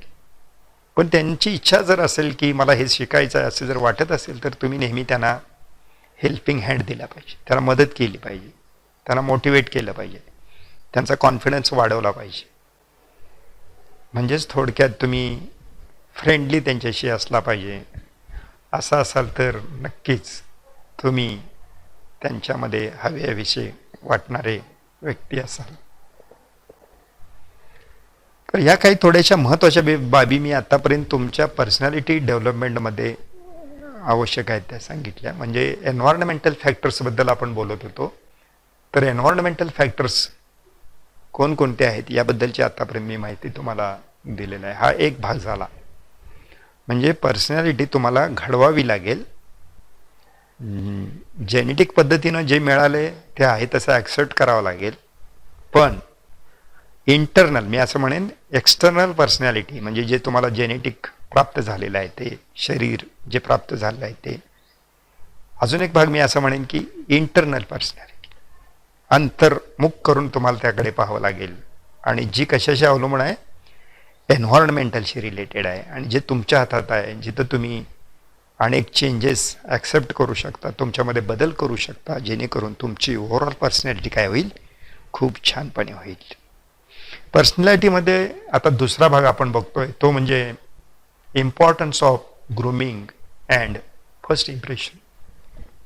ग्रूमिंग म्हणजे तुम्ही तुमचं ड्रेसिंग वगैरे कसं करताय हे पण फार महत्त्वाचं आहे. कारण त्याच्यावर तुमचं व्यक्तिमत्व उठून दिसणार आहे. To make neat or attractive look, यालाच आपण म्हणतोय ग्रूमिंग. म्हणजे व्यवस्थित असलं पाहिजे. म्हणजे शर्टाची बटणं व्यवस्थित लावलेली असली पाहिजेत. बाह्या, बऱ्याच वेळा आपण बघतो की बाह्या मुरडायचे की आपल्याला मागं सवय असते. मी तर असं म्हणेन की जर तुम्हाला पूर्ण हातोप्याचा शर्ट आवडत नसेल तर शिवतानाच शिवू नका, अर्धच शिवून घ्या. ते हाफ शर्ट शिवलेला बरं, मागे मुरडायचं नाही गुंडांच्या सारखं. कारण त्यामुळं तुमची जी पर्सनॅलिटी आहे, तुमचा जो लुक आहे तो त्यामुळे बिघडतो. कारण आतापर्यंत पहिल्या भागामध्ये आपण बघितलं की तुमच्याकडे कोणत्या गोष्टी आवश्यक आहेत. आणि दुसरा भाग आता आपण बघतोय की तुम्ही बाह्य सौंदर्य तुमचं जे आहे ते कशा पद्धतीनं खुलवणार आहात, जे तुमच्या पर्सनॅलिटीवर परिणाम करणार आहे. म्हणून पहिली गोष्ट इथं लक्षात घेतलं पाहिजे, ग्रूमिंग पण फार महत्त्वाचं आहे. To make neat or attractive look, to take care of one's external appearance. तुम्ही बाहेरून कसे दिसता हे पण तितकंच महत्त्वाचं. म्हणजे केस वगैरे व्यवस्थित कट केलेले असले पाहिजेत, नखं वगैरे वेळच्या वेळी कट केलेली असली पाहिजेत. तुम्ही कुठल्या प्रकारचे शर्ट्स घालता, तुम्ही त्याला पॅन्ट कुठल्या प्रकारची त्याला मॅचिंग करताय, म्हणजे हे पण फार महत्त्वाचं असतं. तुम्ही बूट कुठला पायात घातलेला आहे, त्या बुटामध्ये असणारे सॉक्स कोणत्या पद्धतीचे आहेत, हे सगळं पण मॅटर करतं, लक्षात घ्या. म्हणून याकडे आपण फार बारकाईनं लक्ष देणं गरजेचं आहे. विशेषतः तुम्ही एखाद्या इंटरव्ह्यूसाठी जर जात असाल तर तुमचं ग्रूमिंग अत्यंत महत्त्वाची गोष्ट आहे. नाहीतर तुम्ही उगाच चट्ट्यापट्ट्याचा लाल भडक टी शर्ट घालून जर एखाद्या इंटरव्ह्यूला गेला तर तुमचं इम्प्रेशन त्या इंटरव्ह्यू कमिटीवर पडणार नाही. म्हणून तुमचं ग्रूमिंग हे पण फार महत्त्वाचं असतं. साधा शर्ट असू दे पण तो जिथल्या तिथं व्यवस्थित असला पाहिजे, जेणेकरून तुमचा एक्सटर्नल ॲपिअरन्स जो आहे तो छान वाटेल. म्हणजेच तुमचं इम्प्रेशन इतरांच्यावर पडेल अशा पद्धतीचं तुम्ही वेश परिधान करणं फार गरजेचं आहे. आता फायदे काय होतात ग्रूमिंगचे आपण बघूया थोडंसं. Wien you look good you feel good. तुम्ही छानपैकी जर वेश परिधान केलेला असेल तर तुम्हाला छान वाटायला लागतं, तुम्हाला आल्हाददायक वाटायला लागतं. उदाहरणार्थ समजा मी छान शर्ट नवीनच घातलेला आहे पण एक बटन मधलं तुटलेलं आहे. बघा तुम्ही किती अस्वस्थ असता, सारखा तुमचा हात त्या बटनाकडे जातो आणि ते लावायचा तुम्ही प्रयत्न करता पण जागेवर बटन नसतं. म्हणजे इनडायरेक्ट तुमच्या एकूण असणाऱ्या पर्सनॅलिटीकडे, व्यक्तिमत्वावर त्याचा नाही म्हटला तरी परिणाम झालाच. तुम्ही थोडंसं अस्वस्थ झालाय, म्हणजे तुमची कॉन्फिडन्स लेवल जी आहे ती थोडीशी विचलित झालेली आपल्याला दिसते. म्हणून म्हणतायत when you look good you feel good. When you look good other people have a better impression of you and take you more seriously. म्हणजे तुम्ही जर व्यवस्थित वेश परिधान केलेला असाल तर नाही म्हटलं तरी तुमचं इम्प्रेशन इतरांच्यावर पडतच आणि मग इतर माणसं तुम्हाला सिरियसली घ्यायला लागतात. नाहीतर तुम्ही एखाद्या चांगल्या फंक्शनसाठी गेलाय आणि जर गबाळ्या वेशात जर तुम्ही प्रवेश करत असाल त्या तिथल्या पार्टीमध्ये तर तुम्हाला तिथला गेटवरचा वॉचमनच हटकणार, आज जायचं नाही म्हणणार. कारण का? कारण तुम्ही जे तुमचं वेश परिधान ग्रूमिंग जे केलेलं आहे ते त्या वॉचमनला सुद्धा खटकतंय की आज एवढं मोठं इथं फंक्शन आहे आणि हा माणूस असा इथं गबाळा कसा काय आला, म्हणजे हा या फंक्शनशी रिलेटेड व्यक्ती नाही. म्हणून ग्रूमिंगला फार महत्त्व आहे मित्रांनो. त्यामुळं छान नीटनेटकं राहायला आपण नेहमी शिकलं पाहिजे. हायजीन पण फार महत्त्वाचं आहे इथे. म्हणजे तुम्ही ग्रूमिंग करून गेला असाल व्यवस्थित, नाहीतर काय वेळा बघा तुम्ही तुमच्या लक्षात येते का बघा की काय काय मला असं काही वेळा माणसांचं काही जाणवतं की त्यांच्या बुटामधले जे सॉक्स असतात त्याचा खूप घाणेरडा वास येतो. म्हणजे ते कधी सॉक्स धुयाचा प्रयत्नच करत नाहीत किंवा सॉक्स बदलतच नाहीत. म्हणजे इथं जो हेल्थ आणि हायजीनचा जो एक प्रश्न आहे तो त्याच्यावर कधी ते कॉन्सन्ट्रेटच करत नाहीत. म्हणजे इलेव्हन्थ आवरला इंटरव्ह्यूला जात असताना दारात जो बूट सापडला, जे सॉक्स सापडले ते घातले आणि गेला. इंटरव्ह्यूला एंट्री केल्यानंतर असं लक्षात यायला लागलं की तिथले माणसं नाक धरायला लागलेले आहेत. असं जर तुमचं एकूण बिहेवियर असेल तर तुमची पर्सनॅलिटी खूप वाईट पद्धतीनं तिथं घेतली जाईल. तुमच्या व्यक्तिमत्वाचा तिथल्या बसलेल्या कमिटीच्या सदस्यांच्यावर कोणत्याही प्रकारचं इम्प्रेशन पडणार नाही. म्हणजे त्यांना वाटायला लागेल की कधी एकदा हा माणूस इथनं निघून जातोय, कोणास ठाऊक. त्यामुळं ग्रूमिंग असेल, तुमचं हेल्थ हायजीनचा भाग असेल, हा आपण नेहमी सांभाळला पाहिजे. म्हणजे छानपैकी आंघोळ वगैरे करून मग इंटरव्ह्यूला गेलं पाहिजे. नाहीतर बिन आंघोळ करताच गेला तुम्ही इंटरव्ह्यूला, तुमच्या घामाचा शरीराचा असा वाईट दर्प येतोय तर एकूणच त्या ठिकाणी तुमचं इम्प्रेशन पडणार नाही. पहिलं इम्प्रेशन हे फार महत्त्वाचं असतं. त्यामुळं ग्रूमिंग आणि तुमचं जे फर्स्ट इम्प्रेशन आहे ते फार महत्त्वाचं आहे. नॉर्मली मेनी पीपल फर्स्ट जज a person based on appearance, verbal communication and behaviour. म्हणजे बऱ्याच वेळा असं लक्षात घ्या की तुम्ही ज्यावेळी एखाद्या इंटरव्ह्यूला वगैरे जाता त्यावेळी तुम्हाला पायापासून केसापर्यंत माणसं बघतात आणि त्यावरून काही सेकंदामध्येच तुमच्याबद्दलचं त्यांचं मत तयार ते करतात. कशावरून? Based on your appearance. म्हणजे तुम्ही दिसताय कसे, तुमचं ग्रूमिंग तुम्ही कसं केलंय, त्याच्यानंतर तुमची बोलण्याची भाषा किती शुद्ध पद्धतीची आहे, व्हर्बल कम्युनिकेशन, आणि तुम्हाला काही मॅनर्स आहेत का. म्हणजे आत येऊ का म्हणून तरी विचारला पाहिजे इंटरव्ह्यूला गेल्यानंतर. काय धाड दिशी धडकायचं आणि आत जाऊन खुर्चीवर बसायचं पटदिशी, घ्या माझा इंटरव्ह्यू काय घ्यायची ते. अशा पद्धतीची जर तुमची बिहेवियर असेल तर तुमचं फर्स्ट इम्प्रेशन जे आहे ते बॅड इम्प्रेशन तयार होईल, जे तुमच्या अपयशाचं मोठं कारण असेल. त्यामुळं तुमच्या व्यक्तिमत्वाबरोबरच तुम्हाला एटिकेट्स, मॅनर्स, ड्रेस योग्य पद्धतीचं पोशाख करण्याचं सेन्स तुमच्याकडे असले पाहिजे. म्हणजे मॅचिंग ज्याला म्हणतात, मॅचिंग करता आलं पाहिजे तुम्हाला आणि आपल्याला शोभेल अशा पद्धतीचे आपले वेश आपण परिधान केले पाहिजे. म्हणजे एखादा अगदीच काटकोळा माणूस असेल आणि तो जर टी शर्ट घालून गेला असेल तर काय दिसणार तुम्ही सांगा. तर अशा व्यक्तीने कधी टी शर्ट घालणंच बरोबर नाही, कारण पर्सनॅलिटी काय दिसणार त्याच्यात, उठून दिसणार नाही, खुलून दिसणार नाही. म्हणून आपल्याला शोभणारे रंग संगती जी आहे आपल्या कपड्यांची ती पण योग्य पद्धतीनं तुम्ही तयार करून घेणं गरजेचं आहे. निदान बूट तरी इंटरव्ह्यूला जाताना वापरला पाहिजे. नाहीतर होतं दारात एक स्लीपर पडलेलं होतं, चप्पल होतं, तेच घातलं आणि इंटरव्ह्यूला गेलं नाही. कारण तुमचं फर्स्ट इम्प्रेशन जे असेल तुम्ही त्या हॉलमध्ये एंट्री केल्यानंतर ते अत्यंत वाईट पद्धतीचं असेल आणि तिथंच तुमचं अपयश फिक्स झालेलं असेल. म्हणून ग्रूमिंग हे अत्यंत महत्त्वाची बाब आहे तुमच्या व्यक्तिमत्वामध्ये. आणखी एक गोष्ट आपण आपल्या इथे व्यक्तिमत्वामध्ये नेहमी लक्षात घेतली पाहिजे की आपण जे बोलण्यामध्ये आपल्या जे शब्द असतात किंवा ज्या फ्रेजेस वापरतो त्या पण योग्य असणं गरजेचं आहे. Use positive words, you will come across as more positive as well. म्हणजे इंटरव्ह्यू घेणाऱ्या कॉम्पिटिटर तुम्हाला कदाचित विचारलं असेल की हे तुम्ही काम करू शकाल का. तर का नाही, हो मी नक्की करेन असं म्हटलं पाहिजे. नाहीतर मग तुम्ही म्हणणार अजून काय मी तुमच्याकडे जॉईन झालो नाही, बघू त्यावेळी मग ते काय काम आहे त्यावर बघून ठरवेल मी जमेल की नाही ते, असं म्हणून चालणार नाही. बी पॉझिटिव्ह. कारण अजूनही मला पण काम करताना असं जाणवते की बरीच नवीन माणसं किंवा नवीन जी व्यक्ती आहेत त्या काम ॲक्सेप्ट करायलाच तयार नसतात. ते लागलीच म्हणतात की हे माझ्याकडे नको, ते त्यांच्याकडे द्या, ते मला जमणार नाही. असं जर तुम्ही तुमची भाषा असेल तर तुमचं जे काही एकूण व्यक्तिमत्व आहे ते निगेटिव्ह सेल्फ इमेजकडे जायला लागलं आहे असं म्हणायला काय हरकत नाही.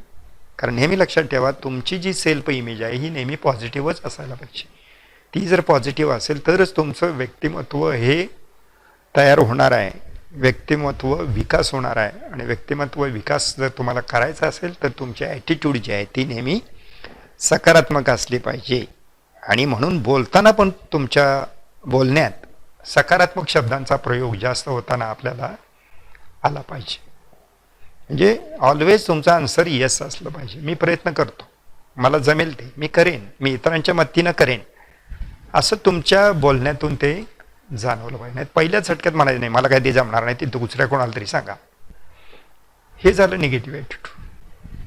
तुमच्या बोलण्यातनं ट्राय हा शब्द शक्यतो तुम्ही गाळून टाका.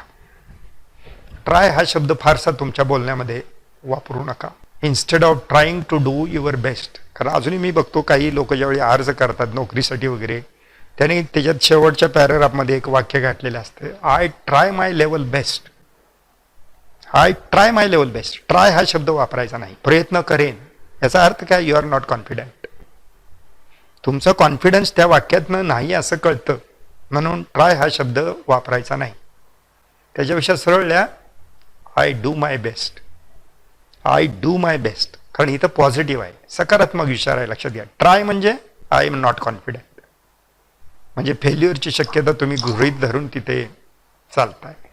त्यामुळं तुमच्या बोलण्यातल्या ज्या काही शब्दप्रयोग असतील, वाक्यप्रचार असतील, ते पण तुमचे नेहमी सकारात्मक भाव त्यातून निदर्शित झाले पाहिजेत. ही पण गोष्ट तुम्ही लक्षात घेतली पाहिजे.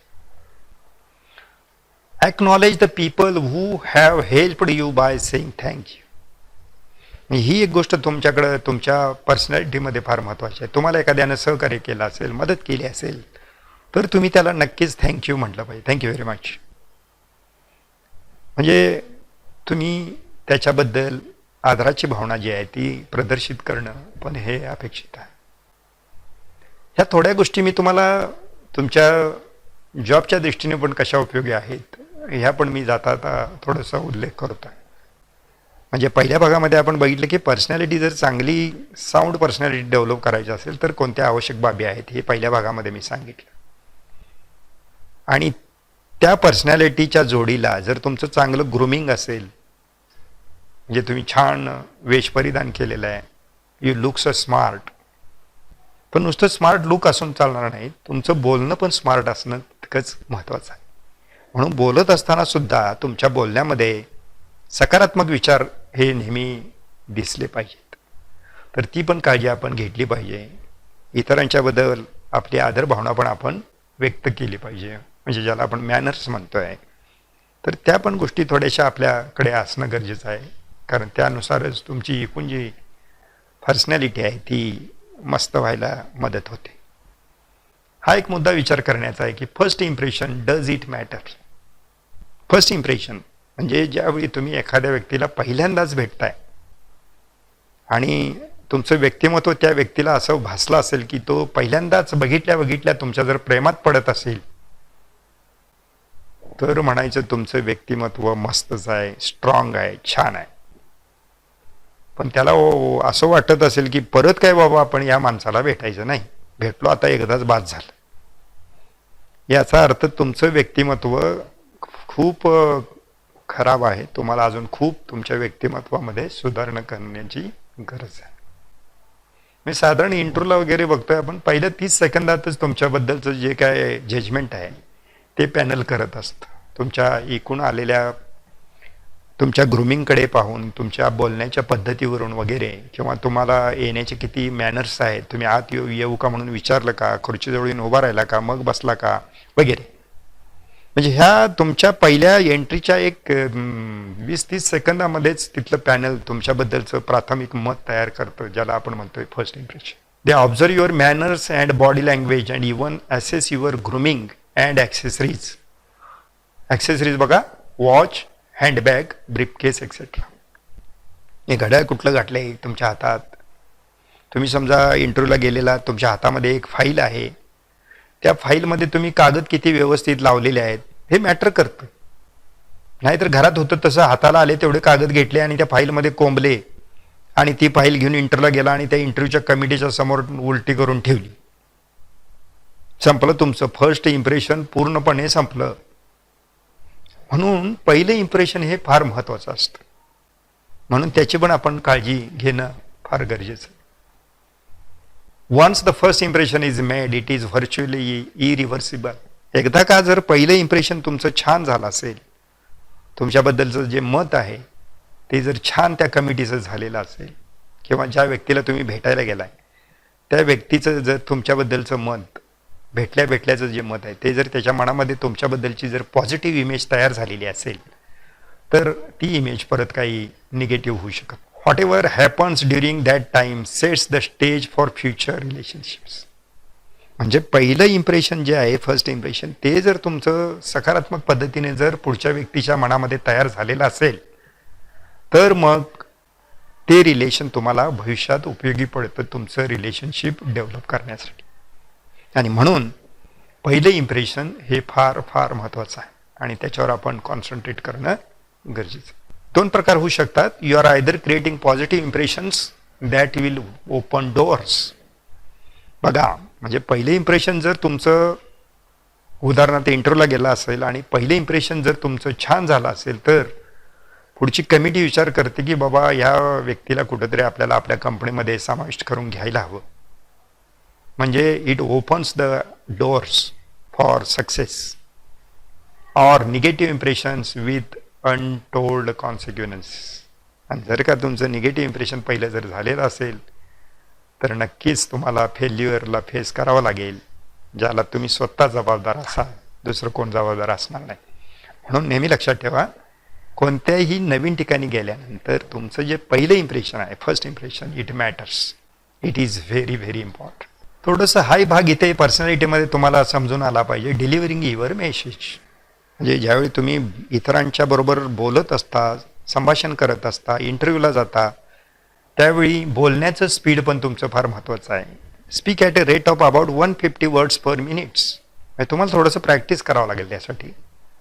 एका मिनिटामध्ये तुम्ही 150 वर्ड्स बोलले पाहिजेत. म्हणजे हे योग्य स्पीड आहे असं मानलं जातं. Slow talkers are thought of as a boring, unintelligent. म्हणजे जर तुम्ही एकदमच स्लो बोलत असाल, हळूहळू आठवल्यासारखं करून जर एक एक शब्द बोलत असाल, तर मग ते ऐकणाऱ्याला नेहमीच बोरिंग वाटतं आणि तुमच्याबद्दलचं एक मत त्याच्या मनात तयार होतं की याच्याकडं नॉलेज नाही आहे फारस, हा अनइंटेलिजंट आहे. किंवा समजा तुम्ही जर फास्ट बोलत असाल, fast talkers are often received as being a dishonest. म्हणजे तुम्ही जर फार स्पीडनं बोलत असाल तर म्हणतात की ह्याला घाई आहे, कुठून तरी एकदा आवरून पळायच्या नादात हा माणूस दिसतोय. म्हणजे इट इज नॉट सिरियस. म्हणजे तुम्ही त्या एखाद्या जॉबबद्दल सिरियस नाहीत असं त्या तुमच्या स्पीडच्या बोलण्यावरून लक्षात येतं. म्हणून बोलणं पण तितकंच महत्त्वाचं आहे. जसं पहिलं इम्प्रेशन ज्याला आपण म्हणतोय, तुमचं ग्रूमिंग जितकं महत्त्वाचं आहे, तेवढंच तुम्ही कोणत्या पद्धतीची भाषा वापरता, तुमच्या बोलण्यामध्ये कोणते कोणते शब्द आहेत, हे पण तितकंच महत्त्वाचं आहे. म्हणून तुमच्या बोलण्यामध्ये नेहमी सकारात्मकता जाणवली पाहिजे. तुमच्या बोलण्याचं स्पीड योग्य असलं पाहिजे, जेणेकरून पुढच्या माणसाला ते व्यवस्थितपणे पोहोचेल, ऐकता येईल आणि त्याला त्याचा ॲनालिसिस करून अर्थ काढत आहे. अदरवाईज तुम्ही जर फारच फास्ट बोलत असाल तर त्याच्या ते कानावरूनच जाईल आणि तुमच्याबद्दल त्याला मत तयार करता येणार नाही. त्यामुळं बोलत असताना सुद्धा एक ठराविक स्पीड तुम्हाला घेतलं पाहिजे. Incorporate pauses. म्हणजे बोलत असताना काही ठिकाणी वाक्य कुठे थांबवायचं हे पण तुम्हाला कळणं फार गरजेचं आहे. Pauses are necessary to give listeners a chance to digest information they are receiving.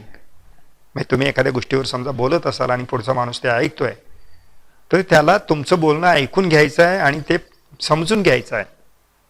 आणि तुम्ही जर फारच फास्ट बोलत असाल तर त्याला ते करायला जमणार नाही. कारण पहिलं वाक्य ऐकून अर्थ लावेपर्यंत तुम्ही 2-3 वाक्य पुढे गेलेले असाल. त्यामुळं तुमचं बोलण्याचं स्पीड हे पण फार महत्त्वाचं आहे. काय काय लोकांना अडखळत बोलायची सवय. म्हणजे एक वाक्य बोल की हम हुम काय काय आवाज लय काढतात, चित्रविचित्र आवाज बोलण्यातनं काढत असतात. तर असं अडखळत बोलणं हे तुमच्या चांगल्या पर्सनॅलिटीला घातक आहे. म्हणून जर तुमची स्ट्रॉंग पर्सनॅलिटी तुम्हाला जर तयार करायची असेल, चांगलं व्यक्तिमत्व जर तुम्हाला तयार करायचं असेल, तर तुमच्या बोलण्यामध्ये फ्लुएन्सी असणं गरजेचं आहे. शुद्ध शब्दांचा वापर तुमच्या बोलण्यामध्ये असला पाहिजे. तुमचं बोलणं हे पॉझिटिव्ह शब्दांच्या युक्त असलं पाहिजे आणि ते सकारात्मक असलं पाहिजे. हे सगळं तुमच्या एकूण ओव्हरऑल व्यक्तिमत्वावर परिणाम करतं किंवा तुमच्याबद्दलचं चांगलं मत तयार करण्यासाठी उपयुक्त ठरतं. कारण तुम्ही ज्यावेळी एखाद्या अननोन व्यक्तीला भेटत असता त्यावेळी पहिल्यांदाच ती तुम्हाला भेटत असते आणि तुमच्या 5-10 मिनिटाच्या सहवासातून त्याला तुमच्याबद्दलचं अनुमान काढायचं असतं.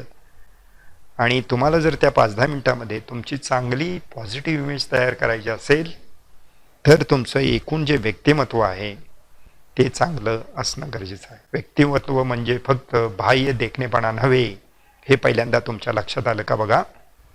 कारण नेचर आणि नर्चर अशा 2 गोष्टी आपण सुरुवातीला बघितल्या. नेचर म्हणजे फिजिकल ॲपिअरन्स आणि नर्चर म्हणजे तुम्ही प्रयत्नपूर्वक तुमचं व्यक्तिमत्व तयार करण्यासाठी ज्या ज्या गोष्टी केल्या असतील त्या, जेणेकरून ओव्हरऑल म्हणजे एक्सटर्नल ॲज वेल ॲज इंटरनल व्यक्तिमत्व तुमचं काय झालेलं असेल, खोललेलं असेल. म्हणून पर्सनॅलिटी ही बाब थोडीशी तशी कॉम्प्लेक्स आहे. आपण जेवढा सहज शब्द उच्चारतो पर्सनॅलिटी, तेवढं ते सोपं नाही. याच्यावर खूप विचार करणं गरजेचं आहे. थोडंसं या ब्लॉक डायग्रॅममध्ये आतापर्यंत जे आपण चर्चा केली ती इथं ब्लॉक डायग्रॅमच्या साहाय्यानं मी दाखवण्याचा प्रयत्न केला आहे. Your personality at the centre. तर कोणत्या कोणत्या गोष्टी आवश्यक आहेत बघा. तुम्हाला मॅनर्स असल्या पाहिजेत आणि एक प्रेझेंटेशन करण्याचं स्किल तुमच्याकडे असलं पाहिजे. चांगल्या पद्धतीने विषय तुम्हाला मांडता आला पाहिजे. Elimination of negative energy and attitude म्हणजे सकारात्मक म्हणजे सेल्फ पॉझिटिव्ह इमेज तुम्हाला तयार करणं गरजेचं आहे. निगेटिव्ह थॉट्स, निगेटिव्ह जी काही तुमचे विचार असतील, जे ॲटिट्यूड असेल ते तुम्हाला पॉझिटिव्ह ॲटिट्यूड करावी लागेल. Physical and psychological development. Physical म्हणजे काय काय तुमच्याकडं विकनेसेस असतील, मग ते फिजिकल असतील, मेंटल असतील, हे तुम्हाला रिमूव्ह करता आले पाहिजे. सायकोलॉजिकल डेव्हलपमेंट हे पण फार महत्त्वाचं आहे. कारण काय काय लोक विनाकारण एखाद्याविषयी शंका घेतात, त्यांचं मत एक विचित्र तयार करतात. आणि असं जर तुम्ही तुमचं वागणं ठेवणार असाल तर तुम्ही 4 माणसामध्ये तुमची जी पर्सनॅलिटी आहे ती कधीच उठून दिसणार नाही. म्हणून तुम्हाला ते पण समजणं गरजेचं आहे. फिजिकल अँड सायकोलॉजिकल डेव्हलपमेंट तुमच्या स्वतःची करणं आवश्यक आहे. आवर रिस्पॉन्सिबिलिटी, व्हिजन अँड मिशन. तुमचं गोल्स तुम्हाला माहीत असले पाहिजे. तुमचं व्हिजन मिशन तुम्ही ठरवलेलं असलं पाहिजे. म्हणजे तुम्हाला तुमच्या जबाबदाऱ्या कळायला लागतील आणि त्या जबाबदाऱ्या व्यवस्थित कशा पार पाडायच्या याची काळजी तुम्हाला घ्यायला लागेल, जेणेकरून तुमची पर्सनॅलिटी ही उत्तम प्रकारे होईल. म्हणजे काय काय ऑफिसमध्ये बघा की तिथल्या मॅनेजरला, तिथल्या साहेबाला ती एक ठराविकच व्यक्ती लागते. म्हणजे ते मॅनेजर म्हणतात त्या अमुक त्या अशोक पाटलांना बोलवा, कारण त्यांना एवढा कॉन्फिडन्स असतो त्या व्यक्तीबद्दल की त्यांना कोणतीही गोष्ट जर आपण सांगितली तर ते 100% पूर्ण करणार एवढा आत्मविश्वास त्यांच्यामध्ये असतो. म्हणजे एक पॉझिटिव्ह पर्सनॅलिटी ज्याला आपण म्हणतोय ती तयार झालेली असते आणि ती तुम्हाला तयार करावी लागेल. रिलेशनशिप विथ अदर ह्युमन्स म्हणजे आपल्या आजूबाजूला असणारे सर्व जे आपले सहकारी असतील, मित्रमंडळी असतील, नातेवाईक असतील, यांच्याबरोबर एक चांगल्या पद्धतीचं रिलेशनशिप तुम्हाला मेंटेन करावं लागेल. एखाद्या ऑफिसमध्ये तुम्ही काम करत असाल तर तिथल्या सहकाऱ्यांशी असणारे तुमचं रिलेशन हे तुम्हाला चांगलं करता येईल. म्हणजे ह्या 5 मुद्द्यांचा जर तुम्ही विचार केला तर तुमची एकूण जी ओव्हरऑल पर्सनॅलिटी आहे ती अत्यंत छान, स्ट्रॉंग आणि सुंदर झालेली असेल. थोडंसं आणखी एकदा इथे बघता येईल की तुम्हाला तुमची पर्सनल ग्रोथ करायची, म्हणजे पर्सनॅलिटी ग्रोथ करायची असेल, डेव्हलप करायची असेल तर ह्या गोष्टी थोड्याशा लक्षात घेतल्या पाहिजेत.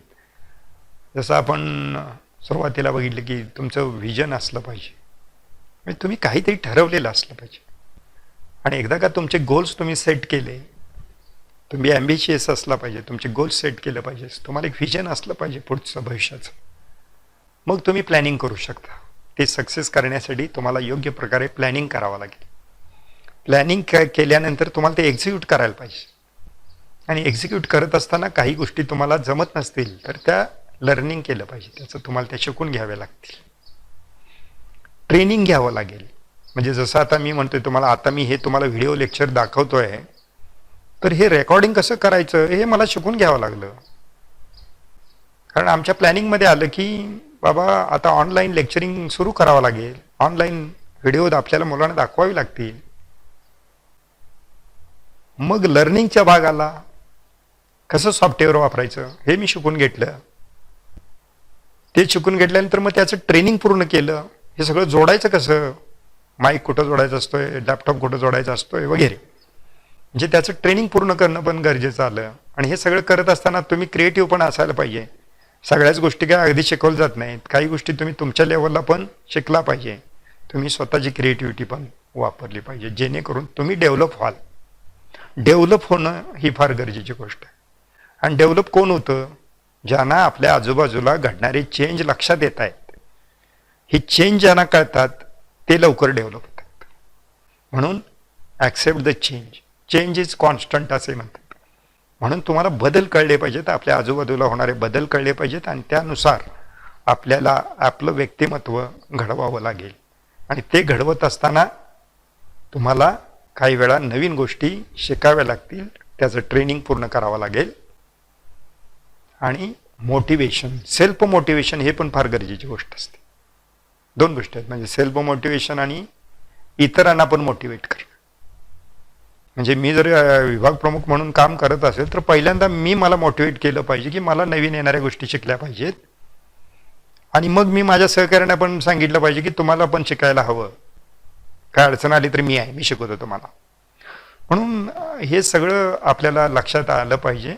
असं जर तुम्ही करत असाल तरच एक चांगली, छान, स्ट्रॉंग, प्लेझंट, आल्हाददायक तुमचं व्यक्तिमत्व तयार होऊ शकतं. परत एक थोडंसं मला आवडलेलं कोटेशन मी इथं तुम्हाला देतोय.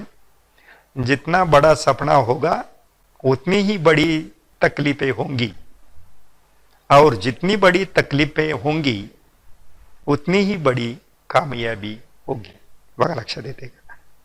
म्हणजे उंच शिखर जर तुम्हाला गाठायचं असेल तर त्या शिखरावर चढावी लागणारी वाट सुद्धा तेवढीच अवघड असेल.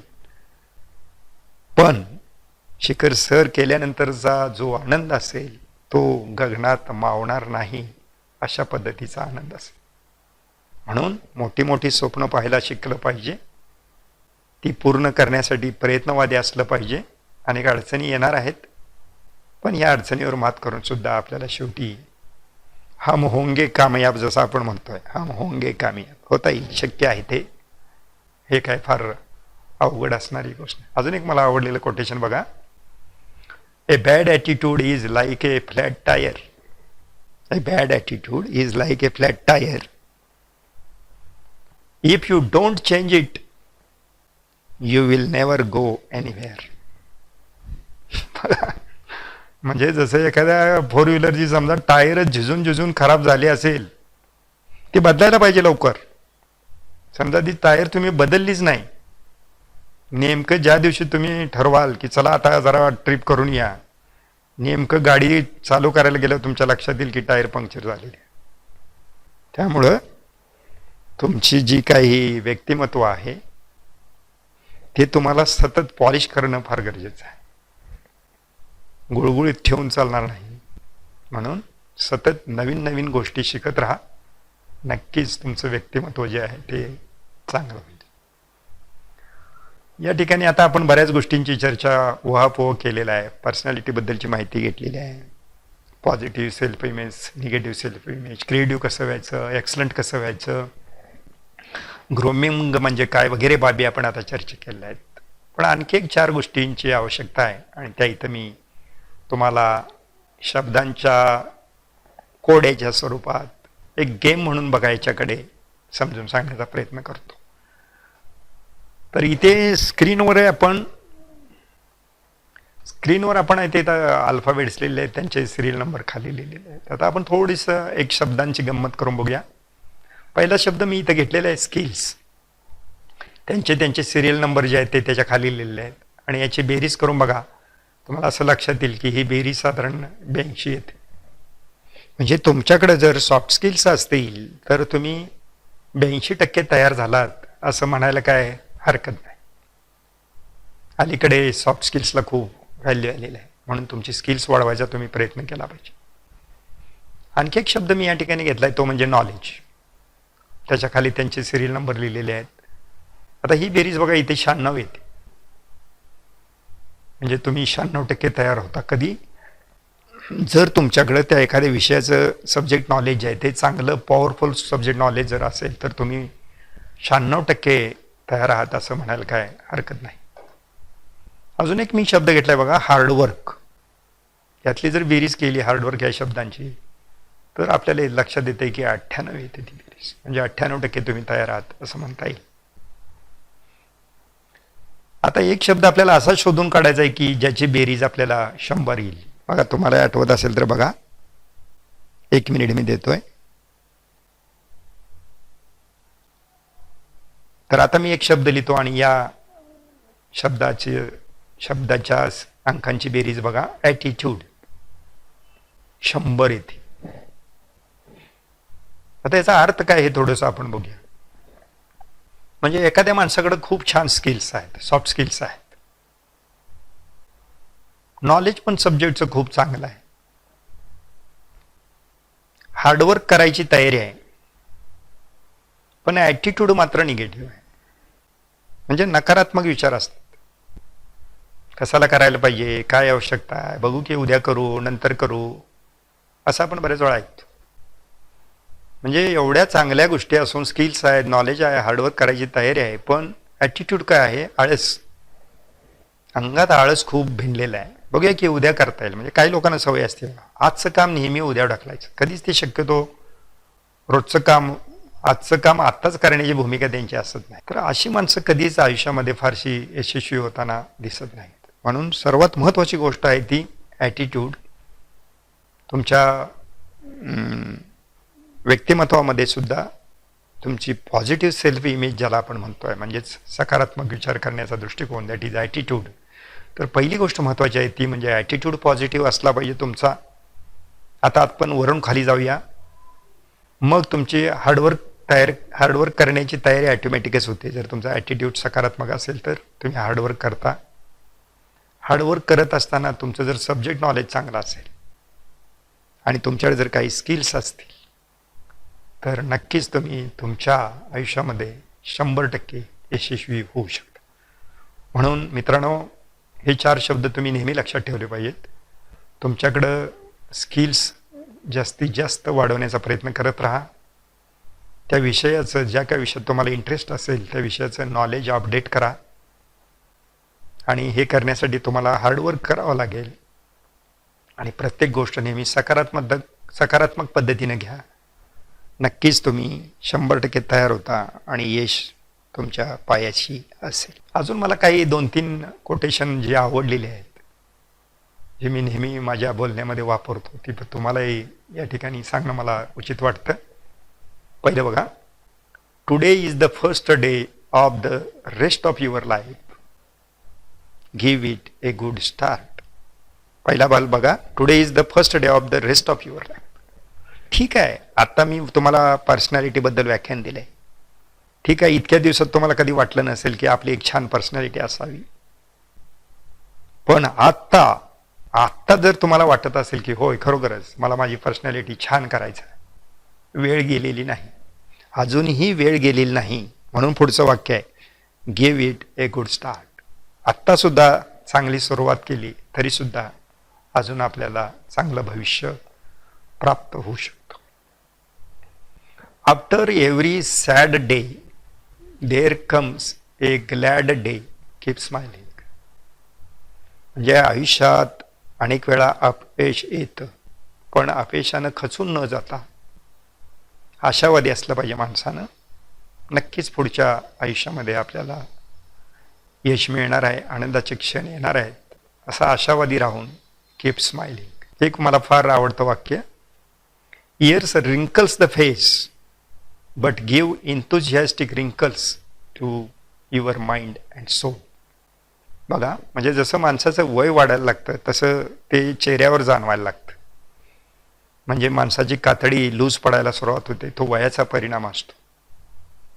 पण आपल्या हातात कुठली गोष्ट आहे लक्षात घ्या, give enthusiastic wrinkles to your mind and soul. माणसानं मनानं कधी म्हातारा होणे, मनानं नेहमी चिरतरुणच असलं पाहिजे.